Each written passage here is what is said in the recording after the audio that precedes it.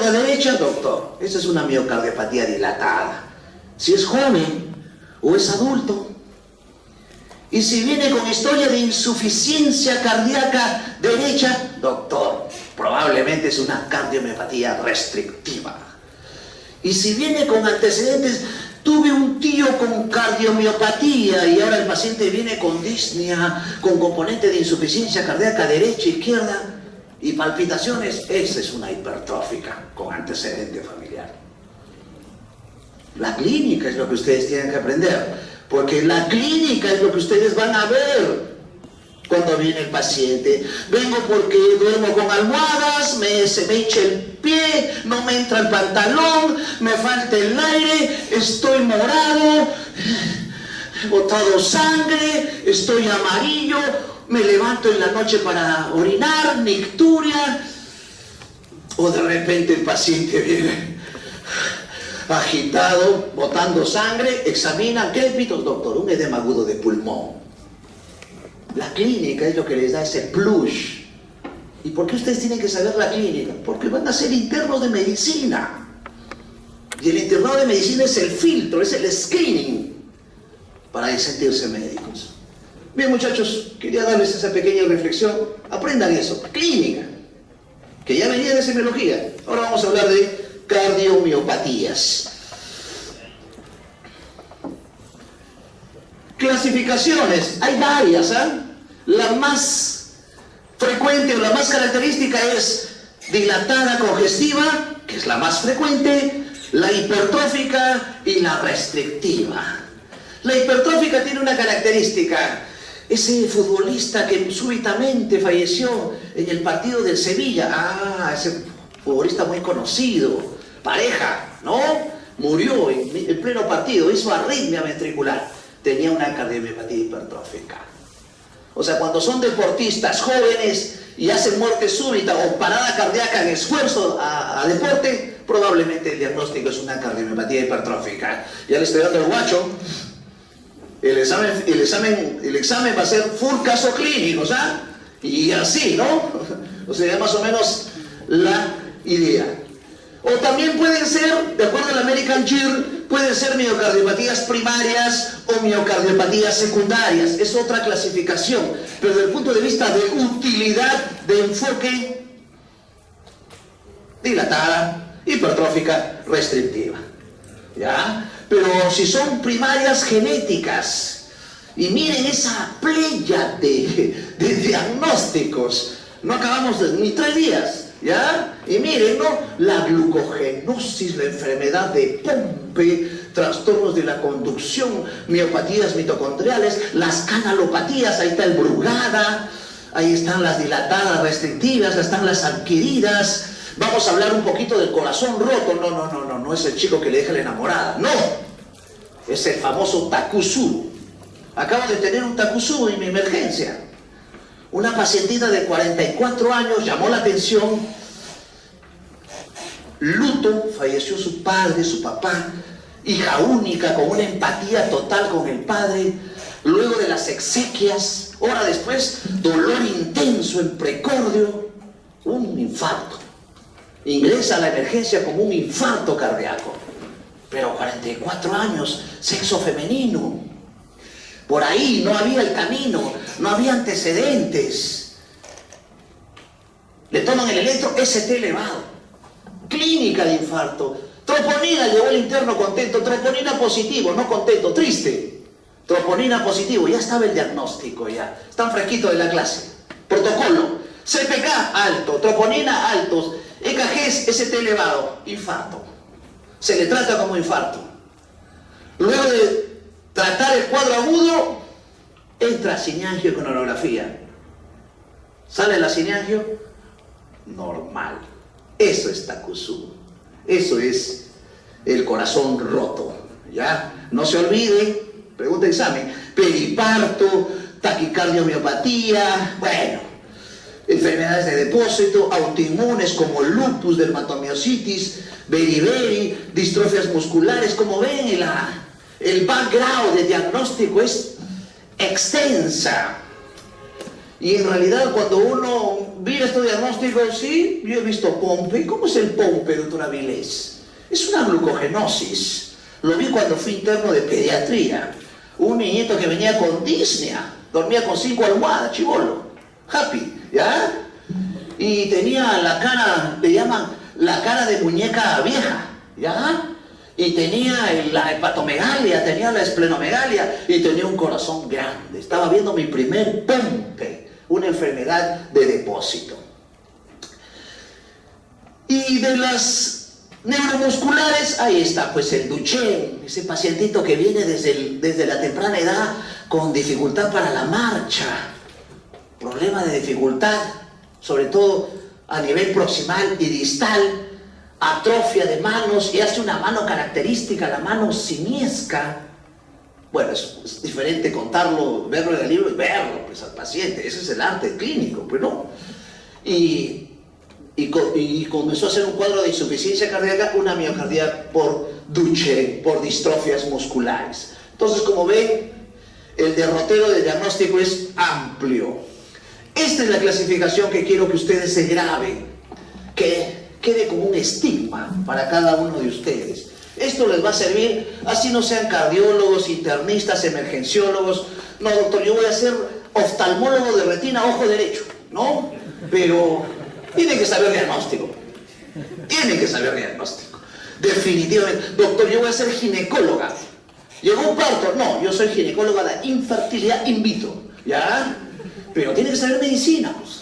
Diagnóstico, ¿no? Entonces, dilatada. Esto es por orden de frecuencia. Por orden de frecuencia. Miren la característica de la congestiva o dilatada. Dilatación ventricular con disfunción sistólica. Esta es la más florida del punto de vista clínico. Ingurgitación yugular, reflujo hepatoyugular, edemas pedios, crépitos, galope, toda la signología florida que me supongo ustedes el día a día, me supongo, ya han examinado, visto, etc.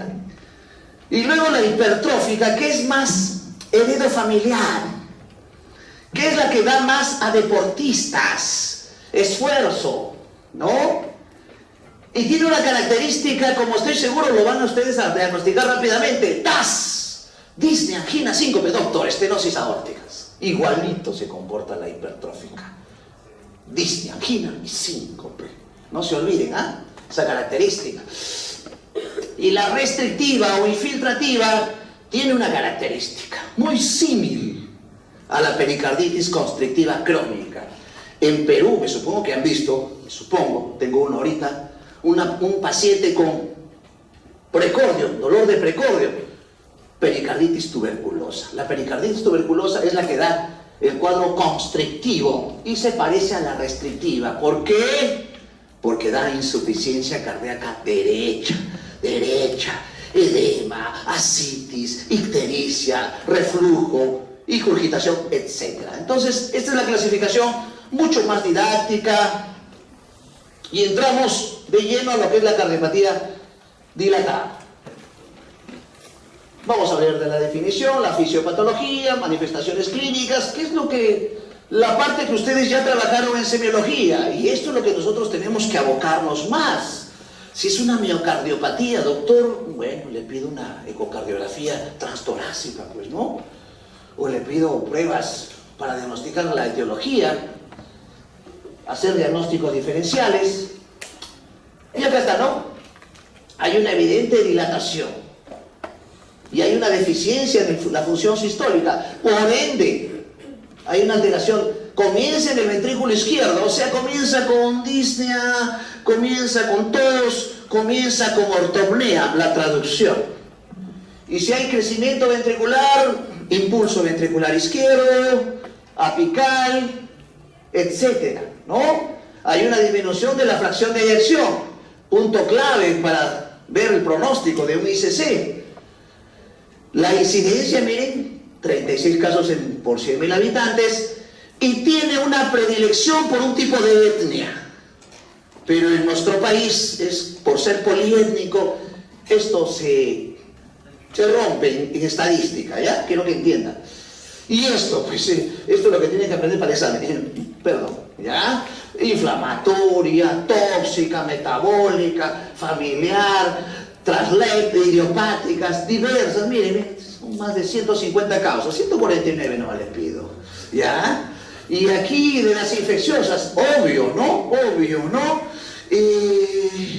Si el paciente, doctor, vengo porque me han salido unos ganglios en el cuello, tengo fiebre y ahora me falta el aire, tengo mi gatito fufú, y hasta el diagnóstico. Bueno, doctor, es una toxoplasmosis, pues doctor, vámonos, y es 7:30, ¿ya?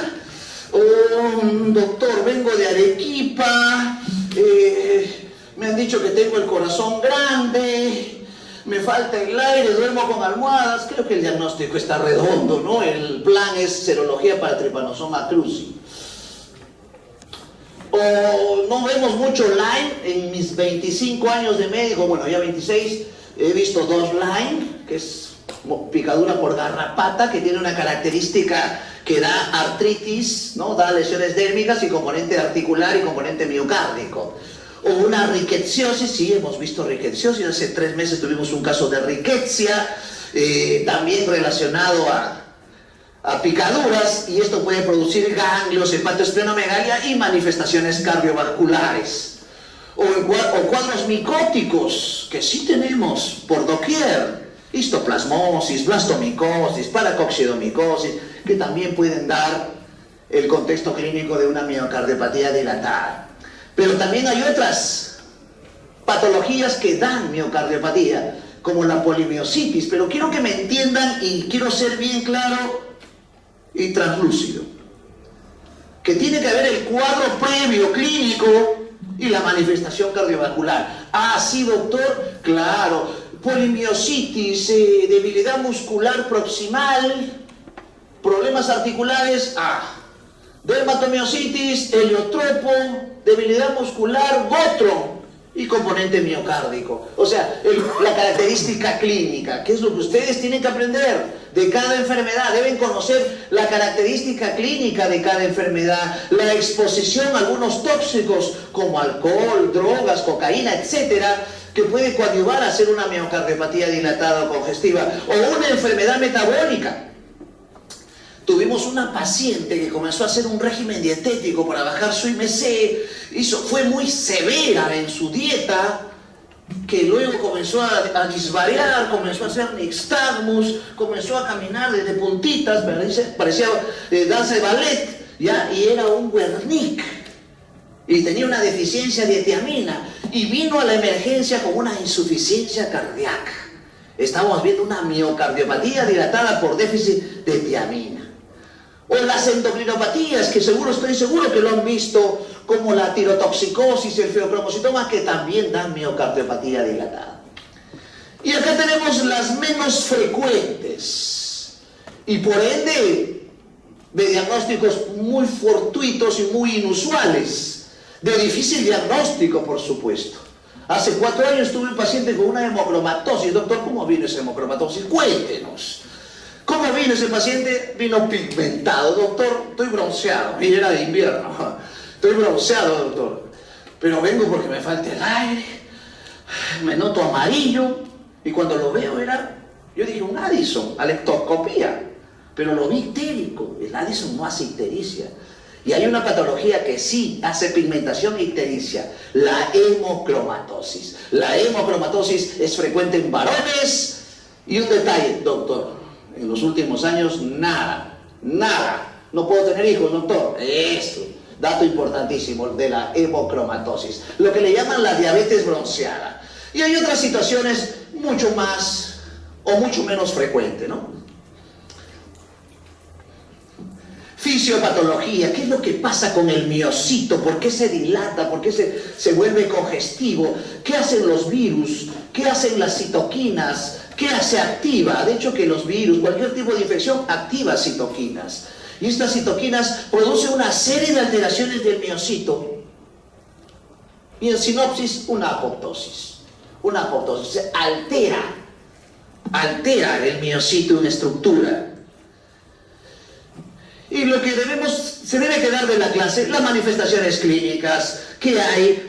Doctor, congestión pulmonar, hay ortopnea, hay insuficiencia cardíaca derecha, hay fatiga, cansancio. Cada uno me traduce algo. Astenia, fatiga, gasto bajo, característico. Si tiene ortopnea, congestión pulmonar. Si tiene crépitos, congestión pulmonar. Si tiene tos, congestión pulmonar. Son características que ustedes deben interpretar, porque el paciente no va a venir así, con todos los síntomas, no. El paciente del libro, en el libro, muchachos.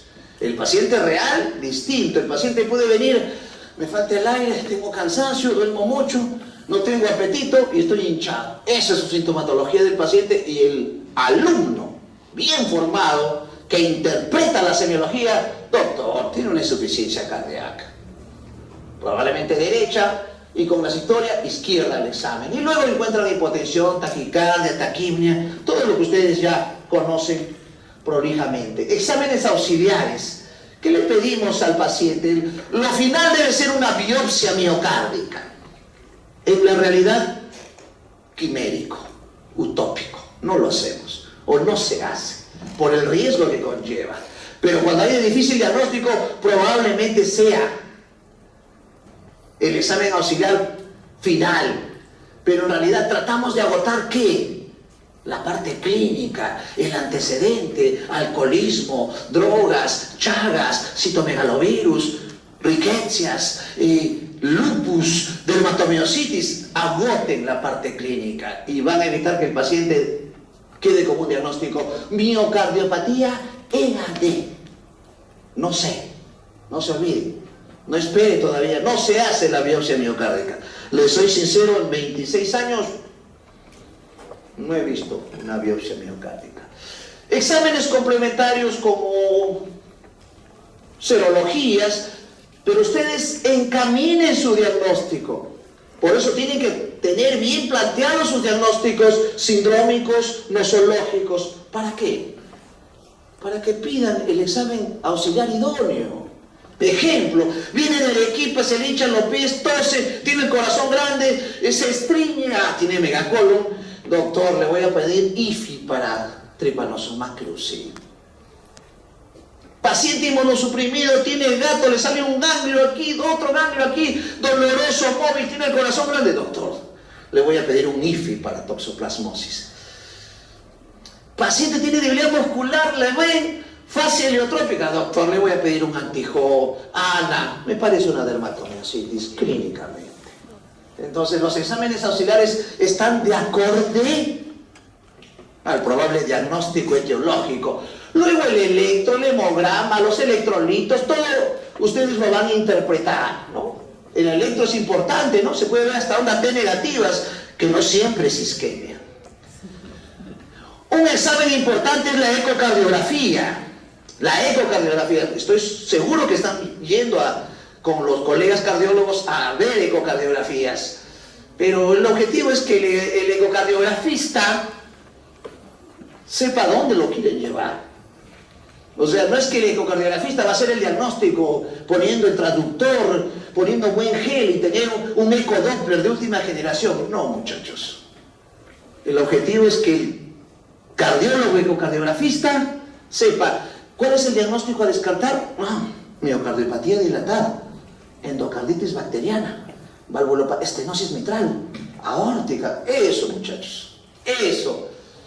Uno conversa con los ecocardiografistas: doctor, yo quiero eso. Yo quiero que la orden venga así, para yo dirigir mi examen. Porque este es un examen importantísimo, pero es un examen auxiliar, que se sustenta en el componente clínico. Y en este caso se valora la fracción de eyección, importante para ver el pronóstico. Luego de todo ese proceso, lo que estamos haciendo, o lo que se está haciendo durante todo el curso de Medicina 2, terapéutica, RP, recétase, prescríbase. Lo que ustedes deben aprender ahora. Ya saben diagnosticar, saben interpretar síntomas, saben detectar signos, saben hacer diagnósticos sindrómicos, están aprendiendo a hacer diagnósticos nosológicos, que son los más importantes. Y aquí hay que ahondar. No hay otro curso para aprender de esta forma el tratamiento. Y el tratamiento no es farmacopea solamente. No es decirle, tome captopril 25 miligramos, una tableta cada 8 horas, sublingual o vía oral. No. O digoxina 0.25 miligramos cada 12 o cada 8 horas. O nitratos como isorbide de 10 miligramos sublingual. O parches. No, muchachos.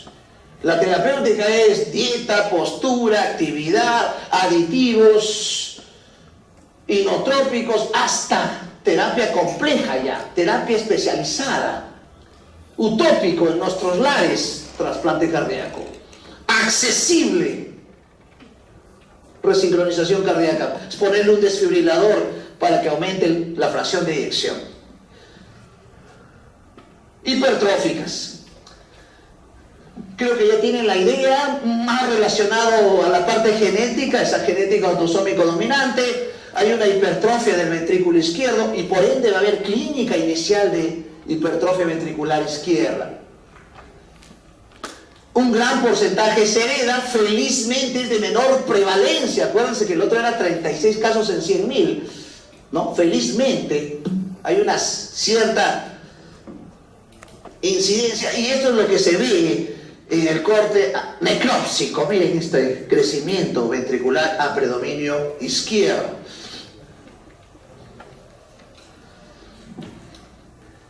Hay dos tipos, hay la simétrica,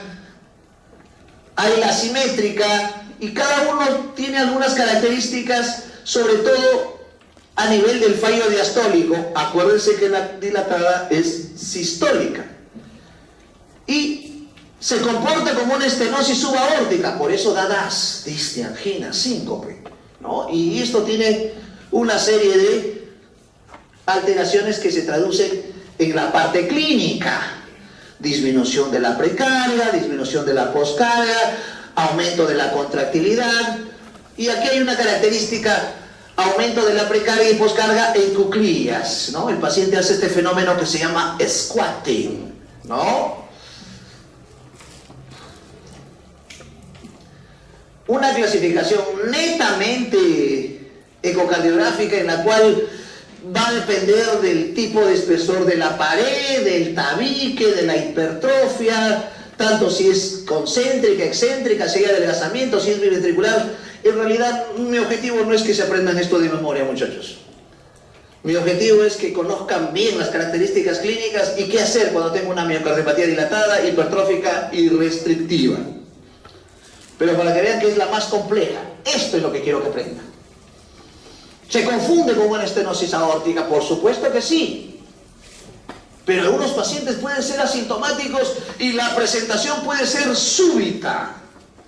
Y eso es lo que ustedes tienen que valorar al momento que viene un paciente traído por el SAMO. Ustedes son los jefes de guardia, tienen que tomar la decisión. Traemos un paciente que estaba en la calle, en Javier Prado, caminando y súbitamente se desmayó.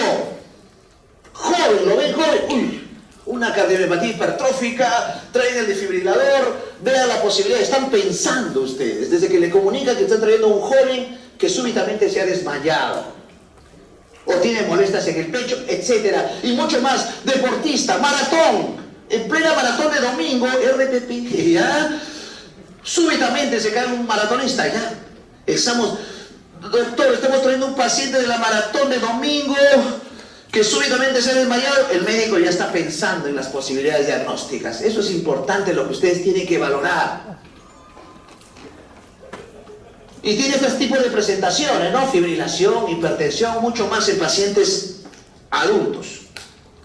Plan de trabajo. La constante en cardiología. Troponina, CPKMB, electro, placa de tórax, ProBNP, eco, holter, hasta cateterismo. Acostúmbrense a hacer su plan de trabajo. El plan de trabajo está concatenado a los diagnósticos. ¿Y qué pueden encontrar en el EKG? Ejemplo, una hipertrofia ventricular izquierda, ondas Q, T isquémica, bloqueos. Y aquí un dato de pregunta de examen: Gold-Parkinson-White. El Gold-Parkinson-White es un tipo de arritmia, síndrome de preexcitación, en la cual hay un haz anómalo que se llama el haz de Kemp. Y el Gold-Parkinson-White se asocia a cardiomiopatía hipertrófica Pero si no tiene cardiomiopatía hipertrófica, piensen en Epstein. Así diagnostiqué mi primer Epstein, que es una distopia de la válvula tricuspidia. Su corazón, cuando lo ve, es sui generis. Es un corazón parecido a un balón de fútbol americano. Por eso el que solo sabe de medicina, ni medicina sabe. Si no han visto un partido de fútbol americano, no van a ver cómo es la pelota de fútbol americano. No, medio ovoide. Y esa es la característica del corazón, de la enfermedad de Epstein. Epstein. Tuvimos un Epstein hace 2 semanas, la hospitalizamos, le dije a los alumnos que lo vayan a ver, cuando fue la cama vacía, síndrome de paciente ausente, no. Estaba en campo feo la paciente, había fallecido, había hecho un cuadro súbito en la madrugada, hace muerte súbita. Historia completa, examen físico, electrocardiograma, parámetros que ustedes deben aprender desde alumnos. Leer un electro, leer una placa, y luego esto viene con su informe. El Holter viene con su informe, pero esto es lo que ustedes deben aprender. Y van a saber valorar mejor los diagnósticos, sobre todo cardiológicos. Tratamiento, no igual, propanolol, verapamilo, marcapasos, hasta prótesis. Me quedo en esta secuencia. Beta bloqueadores, calcio antagonistas, eso es lo que tengo que conocer. Mi armamento terapéutico, ¿qué tengo a la mano? ¿Qué beta bloqueadores tengo? Tengo bisoprolol, carvedilol, ¿no? Tengo propanolol, atenolol. ¿Qué calcio antagonistas tengo? Verapamilo, diltiazem, tengo nifedipino, nicardipino, como calcio antagonistas. Y de acuerdo al contexto del paciente, de acuerdo al grado de obstrucción, de acuerdo al grado de insuficiencia cardíaca, si tiene angina, si no tiene angina, cómo está la función sistólica, las terapéuticas también van variando. Eso es lo que quiero que entiendan. La terapéutica no es una receta de Gastón. La terapéutica tiene una característica en cada paciente. ¿Cómo está el paciente? ¿En qué momento? ¿En qué estadio? Eso quiero que capte, por favor. Y las restrictivas, igual vamos a definir la fisiopatología, la clasificación, las manifestaciones clínicas. Y esta es la de menor frecuencia. Dilatada, congestiva, hipertrófica. Y esta es la menos frecuente. Solo el 5% de todas las cardiomiopatías o miocardiopatías, que es lo mismo. Cardiomiopatías o miocardiopatías es lo mismo. Una característica, tiene disfunción diastólica. Y las paredes ventriculares también están rígidas y hay una alteración de la distensibilidad. Ahí viene ese nombre de restricción, o restrictiva, o infiltrativa, o fibrótica. Y hay una característica que produce dilataciones, ejemplo, en este caso en la aurícula. Este paciente, por ejemplo, tenía una miopatía y tenía una dilatación auricular. Y creo que el ejemplo a aprender para miocardiopatía restrictiva es la amiloidosis. Y tengo que conocer cómo es la amiloidosis. Ese es el secreto de saber medicina interna. Saber el comportamiento y las características de cada enfermedad. ¿Qué es lo que le hace relevante a cada enfermedad? Y la amiloidosis, doctora Avilés, ¿cómo es? Ese pacientito que viene con lesiones dérmicas, con macroglosia, que viene con hepatoesplenomegalia y el corazón grande. Ese paciente, dolores articulares, ese pacientito, y también, me olvidaba, nefromegalia. A la maniobra de Bouillon se palpa el riñón. Y si da nefromegalia, da proteinuria, da síndrome nefrótico y el paciente puede venir con anasarca. Es la característica de la amiloidosis. ¿Qué es la amiloidosis? El depósito de cuerpo amiloide. ¿Y qué es el cuerpo amiloide? Es aquel, digamos así, estructura que se tiñe al rojo Congo. Es una proteína fibrilar. Y esta característica lo da la miocardiopatía restrictiva. ¿Y cómo hacemos el diagnóstico de amiloidosis? ¿Biopsia miocárdica? No, muchachos. La última amiloidosis que hemos tenido fue hace 1 mes y medio. Un paciente que vino con un corazón grande, y le hicieron biopsia de sublingual, del labio. Salió amiloide, pero también se puede ser periumbilical, rectal, como zonas donde se deposita el cuerpo amiloide, y se diagnosticó amiloidosis. Nosotros, ejemplo, en mi hospital vemos mucha amiloidosis, pero no esta amiloidosis que es la primaria. Nosotros vemos la amiloidosis secundaria, frecuente. Todos los días vemos amiloidosis secundaria. ¿Sí, doctora Vilés? ¿Tanto así? ¿Amiloidosis secundaria? Sí, muchachos. ¿Quiénes dan amiloidosis secundaria? La tuberculosis fibrocavitaria, las bronquiectasias, los que están en el Loaiza, cama pabellón 8 primera, cama 5, tiene una amiloidosis secundaria con síndrome nefrótico y tuberculosis fibrocavitaria. Amiloidosis secundaria es frecuente, pero la primaria no tanto. Características incluso de la estructura por el depósito amiloide que le da un tipo de coloración. Y incluso el ecocardiografista tiene algunas características que le ponen, cuando lo observa ve una estructura brillante por estas características hiperrefráctiles que da ese tipo de infiltración amiloide, que es casi patognomónico. O sea, el ecocardiografista también tiene signos patognomónicos. Y acuérdense que hay que discernir de patologías pericárdicas, trae mucha confusión. Sarcoidosis. Doctor, ¿cómo es la sarcoidosis? ¿Cómo es la sarcoidosis? Bueno, felizmente que es una patología poco frecuente. Poco frecuente. Le dicen la tuberculosis gringa.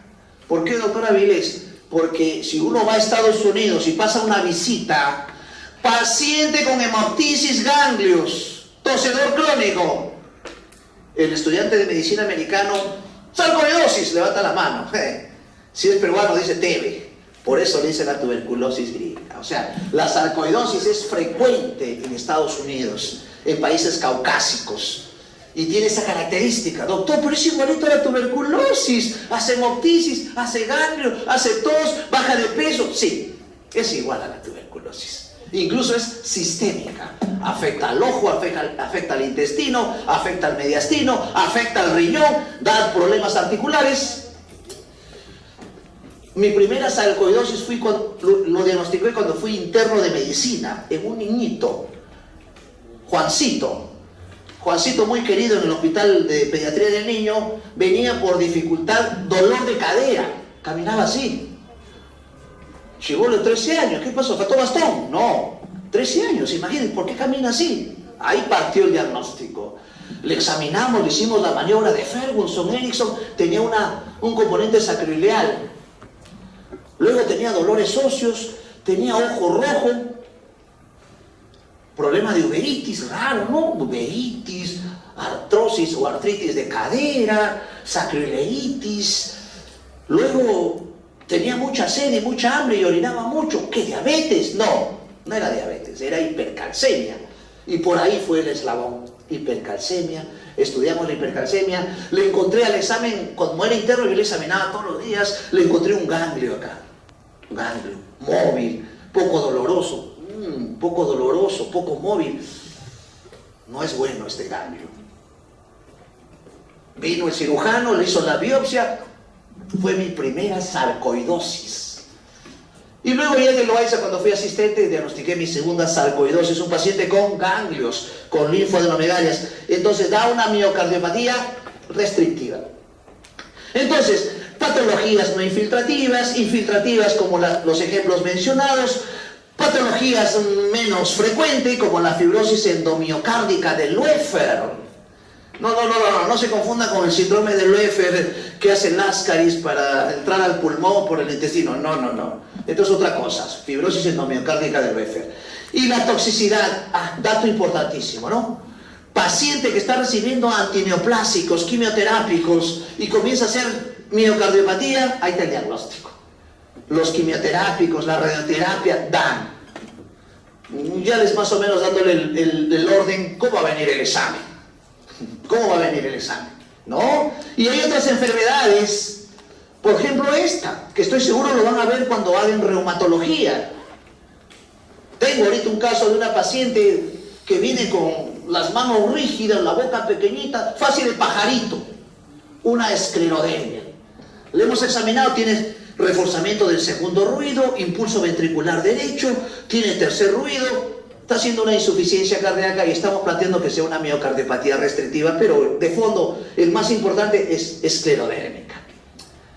Miren, la misma cardiopatía diabética, la diabetes que vemos por cantidades, también da miocardiopatía restrictiva.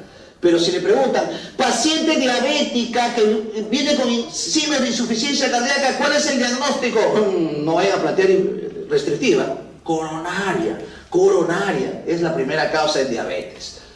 Estas son patologías rarísimas, muy raras. Gaucher y Hurler son alteraciones infiltrativas, población pediátrica, niñitos con miocardiopatía, esos son, ¿no? Problemas de lípidos, etc. Y hay otras enfermedades que pueden dar medicamentos, miren, medicamentos, efectos tóxicos que también, y los cánceres también dan miocardiopatías restrictivas.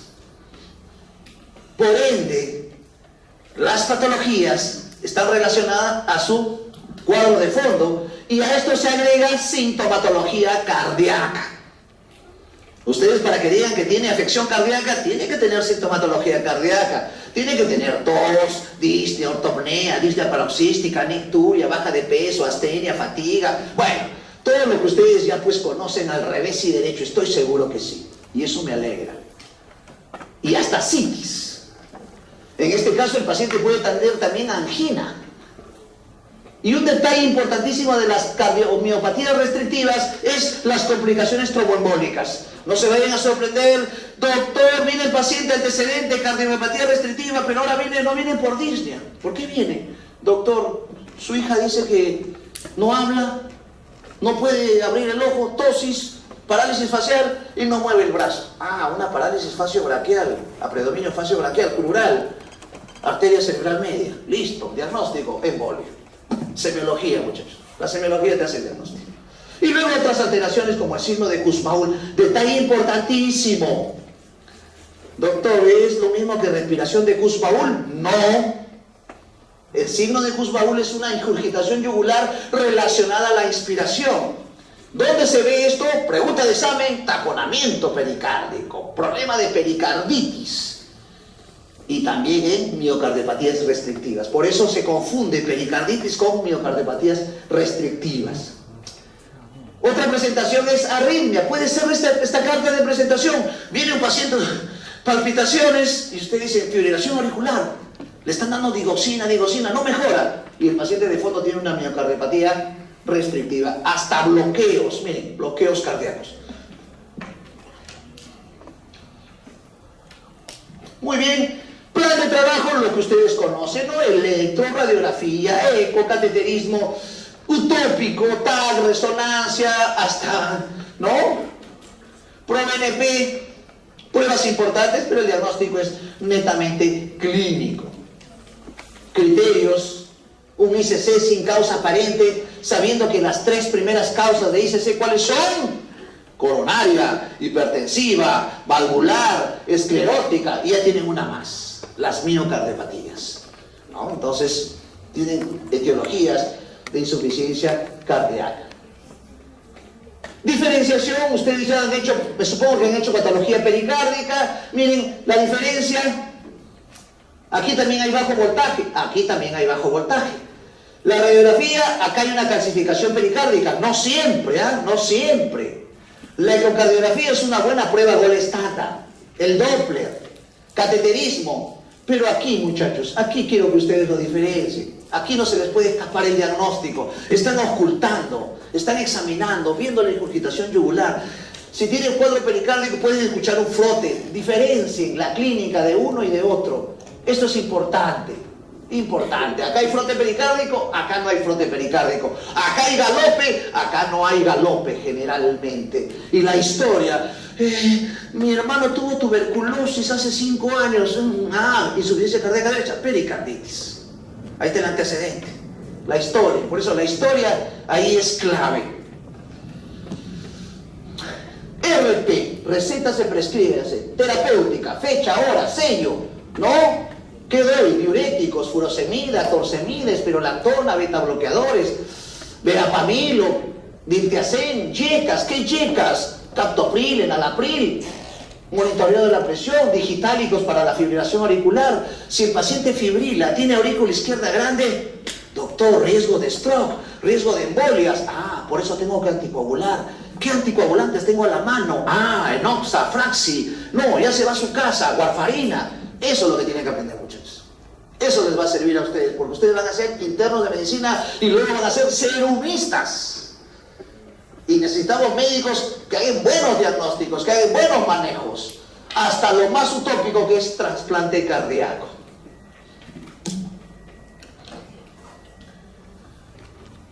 Y si tienen alguna patología específica, por supuesto. Por eso es importante diagnosticar la etiología. Mejora el pronóstico. Ah, era una amiloidosis. Ah, le doy colchicina, corticoides, agentes alquilantes, interferón. Era un síndrome hiperosinofílico. Doctor Avilés, ¿cómo es el síndrome hiperosinofílico? El paciente viene con urticaria, eosinófilos en sangre, componente articular, miocardiopatía, y miren, corticoides, hidroxeuria. Si es sarcoidosis, ¿cuál es la prueba para la sarcoidosis? Dosar enzima convertidora de angiotensina. Esa es la prueba para sarcoidosis. Y el tratamiento, miren, esteroides, antiinflamatorios. Doctores, si es una necromatosis, ese cuadro que dijo de la diabetes bronceada, melanodérmica, sangría, sacarle sangrecita, ¿ya? Y como es un problema del metabolismo del fierro, darle desferoxamina. O la enfermedad de Fabry, que tiene lesiones dérmicas, problemas articulares, problemas renales, hasta darle reemplazo enzimático. O si tiene esta historia de flashing, doctor, cada vez que me pongo nervioso, me vuelvo rojo como un tomate. Me palpita el pecho, se me sube la presión. Me han dicho que tengo ansiedad. No, síndrome carcinoide. El último síndrome carcinoide, hicimos el diagnóstico en la hermana de mi colega. Hace 10 días. ¿Y cómo fue, doctora Avilés? Viene, ¿saben por qué? Tenía esa historia antigua. Pensaba que era de ansiedad. Pero ahora viene, me duele aquí, me pasa acá, y ahora me duele aquí. Viene caminando hacia la consulta. Yo le digo, oye, colega, se te ha escapado, es una apendicitis. Sí, Roberto, había pensado, pero yo soy oftalmólogo. Pues bueno, es una apendicitis. Llegó la apendicitis, lo operan a la apendicitis, mandan la muestra a patología, y el patólogo corriendo a los 2 días, Roberto, ¿sabes qué encontró en la patología? Carcinoide, tumor carcinoide. Le preguntamos a la hermana de mi colega, sí, me vuelvo roja, se me afloja el estómago, me da palpitación, se me sube la presión. Tenía síndrome carcinoide, ¿no? Entonces, hasta que se le sacó el tumor carcinoide. La clínica. Takotsubo, corazón roto, ¿no? Ahí está. Disfunción sistólica, miocarditis de estrés, muy frecuente en mujeres. Le comenté el caso de esa pacientita posluto. Hay un aturdimiento miocárdico, hay espasmo coronario. Factores precipitantes, ahí está, duelo, terremoto, perdió Perú, ahí está, ¿no? Todos esos diagnósticos, está en UCI, mucho cuidado, ¿ah? Hace 2 años tuve un caso así, ¿no? Sorpresa, le hicieron hora loca, hizo corazón roto el paciente, ¿no? Cuidado con estas situaciones, o un problema de excitación, etc. Bueno, la historia, lo que ustedes conocen, dolor precordial, disnea, hasta shock, anormalidades enzimáticas, electrocardiográficas, puede haber taquioradiarritmia, edema agudo de pulmón, hasta stroke, complicaciones. Y el diagnóstico, dato importantísimo, grupo etario, presentación, estrés intenso, importante, alta sospecha, no se olvide. Puede haber elevación del ST, enzimas cardíacas también. Puede haber alteraciones electrocardiográficas, hasta T negativas, T isquémicas. En la ventriculografía, en la ecocardiografía, en la cineangiografía, esta es la característica. Aquí se hace el diagnóstico. En la ventriculografía, en la ecocardiografía, se ve ese abombamiento apical que le da la característica del Takotsubo, que es una figura, una estructura que se usa en países asiáticos, en la pesca marina. Ahí está el Takotsubo, ahí está. Bueno, lo voy a traducir. Ya está el Takotsubo. Y miren, esto es lo que se ve en la ventriculografía, igualito, doctor Avilés, ¿no? Miren, por eso la clínica, la medicina, la semiología siempre se extrapola de la vida diaria, siempre, se hace más práctica. Tratamiento, terapia de soporte, aliviar síntomas, manejo de la parte emocional, apoyo psicológico, etc. Y el cuadro de fondo, salud. Miocardiopatía periparto, esto lo dejo para ustedes. Y para terminar, esta displasia arritmogénica frecuente en deportistas. Frecuente en deportistas, esos futbolistas, ¿no? Uno de ellos es el ejemplo, y con esta lámina termino, muchachos, Antonio Puerta. ¿No? Miren el background futbolístico. Dos Copas Europa League, Copa del Rey, ¿no? Miren, Supercopa. No estoy hablando de fútbol, no es 6P. ¿Ya? Y aquí, ¿no? Comienza a tener un cuadro súbito en pleno partido, su equipo estaba perdiendo. Y esta cardiomiopatía arritmogénica es una cardiomiopatía primaria, de origen genético.